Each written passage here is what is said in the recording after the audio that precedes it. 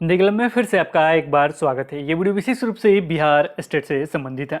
बिहार विद्यालय परीक्षा समिति पटना द्वारा 16 मई 2020 को दूसरा प्रेस विज्ञप्ति जारी किया गया है। इसके बारे में तो हम पढ़ेंगे, लेकिन कुछ बातें पहले कर लेते हैं। जैसे कि आप जानते हैं, जो स्टेट का एग्जाम हुआ था 28 जनवरी 2020 को, दोनों पालियों का रद्द कर दिया गया है। तो ये हम बात नहीं करेंगे कि कैसे रद्द हुआ, क्या क्या हुआ, क्योंकि इसके पहले वीडियो में हमने बातचीत कर लिया। हम यहाँ बात कर लेते हैं अभ्यर्थियों की। देखा जाए तो कुछ अभ्यर्थी बहुत खुश हैं।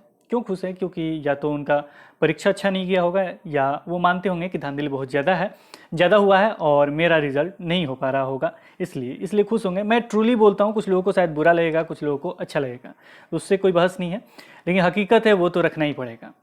अब यहाँ पे कुछ बच्चे बहुत ही उदास हैं। क्यों उदास हैं?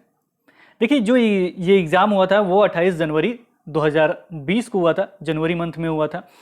और उसके बाद कुछ सेंटर पे इन्होंने एग्ज़ाम रद्द किया था, और दूसरा एग्ज़ाम इन्होंने लगभग एक मंथ बाद लिया था, 26 फरवरी 2020 को। पूरा एक मंथ लगा था रद्द होने के बाद, उसके बाद इन्होंने एग्ज़ाम लिया था। मात्र जो सेंटर बनाया गया था वो पटना में ही बनाया गया था, यानी कुछ ही बच्चे थे, केवल पटना में ये हो गया।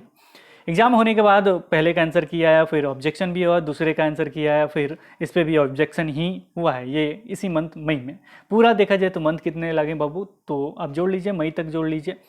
तो आपने देखा होगा कि पहले मंथ यानी जनवरी के बाद फरवरी, मार्च, अप्रैल, मई, यानी कम से कम इन्हें 4 मंथ चाहिए पूरा एग्जामिनेशन प्रोसेस को पूरा करने में। उसके बाद में भी रिजल्ट आ सकता है। तो पूरे इन्हें कितना चाहिए? 4 मंथ चाहिए। अगर ये अभी एग्ज़ाम करवाते हैं, जाहिर सी बात है लॉकडाउन है, लॉकडाउन में एग्ज़ाम किसी भी प्रकार से संभव नहीं है। लॉकडाउन जैसे टूटेगा, ये मे बी जून में टूट सकता है, जुलाई में टूट सकता है। जब भी टूटे, हो सकता है कि जून लास्ट तक टूटे या जुलाई में। सपोज कीजिए जुलाई में टूटता है, कि जुलाई में एग्ज़ाम होता है। एग्ज़ाम होने के बाद उन्हें कम से कम बाबू कितना मंथ चाहिए? 4 मंथ चाहिए। जुलाई से जोड़िए, जुलाई के बाद होता है अगस्त, सितंबर, अक्टूबर, नवंबर तक ये रिजल्ट देंगे। उसके बाद कब मतलब बहाली प्रोसेस स्टार्ट होगा, कब ये फॉर्म वगैरह सारा चीज़ प्रोसेस स्टार्ट होगा, कब उन लोगों का बहाली होगा, कब डॉक्यूमेंट वगैरह चेक होंगे, कब वेरिफिकेशन होगा, कब उन्हें नियोजन पत्र मिलेगा। क्योंकि आप जानते हैं इलेक्शन भी हैं, इसलिए कुछ बच्चे बहुत ही उदास हैं, क्योंकि वो जानते हैं कि जो भी होना था वो हो चुका है। अब बहाली लगभग न के बराबर है। ये तभी हाँ हो सकता है अगर गवर्नमेंट बहुत ही एक प्रेशर में आके नहीं हमें इस काम को 10 दिन के अंदर करना है, 10 दिन के अंदर करना है, तब करेगी तो ही बहाली ये संभव है। लेकिन ऐसा तो मुझे नहीं लगता कि अगर उन्हें बहाली करना होता है तो ये जो एग्ज़ाम अभी रद्द हुआ है, अगर उन्हें लगता है कि पहले ही सारा रद्द करवा देते, कुछ बच्चों को बुरा लगता, जो भी सेटर थे उन्हें बुरा लगता, जो भी होता है, लेकिन ये स्टार्टिंग में ही फरवरी मंथ में सारा करा लेते तो सारा चीज़ व्यवस्थित हो जाता, सब कुछ अच्छे तरीके से हो जाता और किसी को कोई दिक्कत नहीं होता। लेकिन उल्टा कुछ हुआ, कुछ उल्टा ही ये इन्होंने अभी रद्द किया है। उसके बाद ये दूसरा जो इन्होंने नोटिफिकेशन निकाला है, देखिए क्या कुछ लिखा गया है। ये एक नोटिफिकेशन पढ़ने के बाद आपको लगेगा कि जो जला है उस पर नमक जो छिड़का जाता है ना, वो चीज़ लिखा गया है। क्योंकि इसमें कोई भी एग्जामिनेशन का डेट नहीं है, केवल बताया गया है कि जो परीक्षा शुल्क इसमें है जो नहीं लिया जाएगा और आवेदन दोबारा करने की आवश्यकता नहीं होगी। क्या आप सभी बच्चे ये नहीं जानते हैं कि जनवरी में जिस सेंटर पर एग्ज़ाम रद्द हुआ था और फरवरी में जिसका परीक्षा हुआ था, उसका क्या क्या कुछ हुआ था? क्या उन्होंने दोबारा फॉर्म भरा था? क्या उन्होंने दोबारा फी पेमेंट किया था? क्या उन्होंने नहीं किया था ना? नहीं किया था तो ये तो पहले से जानते हैं।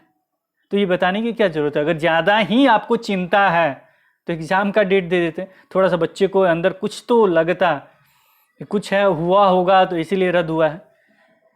लेकिन हम ज़्यादा कुछ नहीं बोलेंगे, लेकिन थोड़ा सा तो बुरा लग रहा है। देखिए क्यों बुरा लग रहा है? क्योंकि बेरोजगारी आप जानते हैं चरम सीमा पे है। कुछ बच्चे जो शिक्षक बनना चाहते हैं उन लोगों को रोजगार मिल जाता तो बहुत अच्छा हो जाता।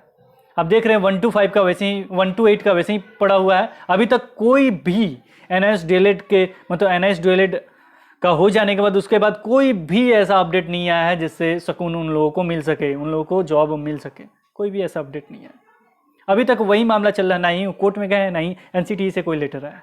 सब जगह 3 जगह डिपार्टमेंट बढ़ गए हैं। जो MHRD करता है वो अलग बोलते हैं कि हमें वो है, कोर्ट कहता है कि ठीक है हम मानते हैं NIS DLED को, फिर उसी को वो सहानुभूति देते हैं MHRD द्वारा। NCTE कुछ कहता नहीं है, बिहार बोर्ड कुछ करता नहीं है। वो कोर्ट वगैरह में कहते हैं जाने के लिए, जाते नहीं। अब क्या कुछ होगा ये तो वक्त बताएगा। 1 to 8 वैसे ही पड़ा हुआ, ये वैसे ही पड़ा हुआ है।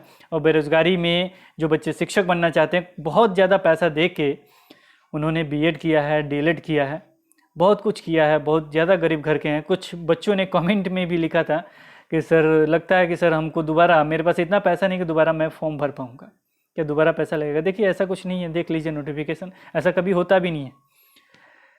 लेकिन अगर कुछ करना है तो करें, इस पर तो ज़्यादा बोलना उचित नहीं है, क्योंकि मैं भी चाहता था कि कुछ बच्चे रोजगार प्राप्त कर लेते हैं तो बहुत ही अच्छा होता है।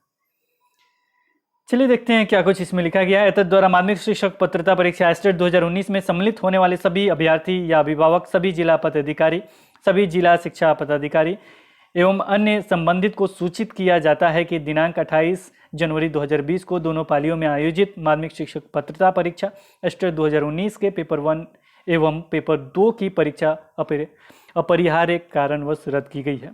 परीक्षा की अगली तिथि निर्धारित होने के बाद सूचित किया जाएगा। चलिए सूचित करते रहिएगा, इसी में दे देते तो थोड़ा अच्छा लगता अभ्यर्थी को। पुनर्परीक्षा हेतु परीक्षार्थियों से कोई भी परीक्षा शुल्क नहीं लिया जाएगा, ये सभी बच्चे जानते हैं क्योंकि आपने इससे पहले भी परीक्षा रद्द कराया था, तथा इसके लिए अलग से आवेदन करने की आवश्यकता नहीं होगी। क्यों होगी, जब सारा डेट आपके पास ही है तो ये पहले भी हो चुका है। तो ये नोटिफिकेशन तो मुझे उतना नहीं जम रहा, लेकिन फिर भी हमने डाल दिया ताकि कुछ बच्चे को दिक्कत लग रहा हो वो समझ लेंगे।